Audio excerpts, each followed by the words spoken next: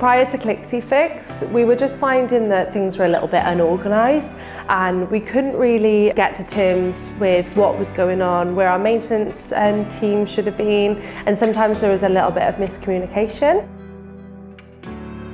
I used to email our customers or I'd email our contractors, and that's great for communication, but obviously it was hard to find that information quickly and to grasp a clear backlog of stuff. The emails, a lot of the time, you know, they could get accidentally deleted or they could go to archive, and it was hard trying to manage everything. With clixifix, it gives you the opportunity to just do so many different things that you need day to day, but on one system.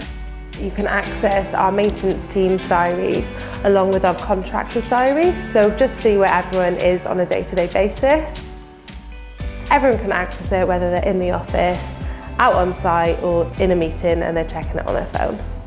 It's easier to send things through to contractors. If you need a job done within a certain time frame, you can set it from high, medium or low priority, and it just saves us time in the office having to double up on work.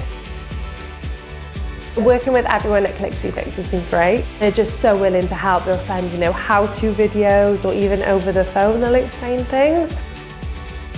The greatest thing about it is you can just have access to everything you need to know in the matter of seconds.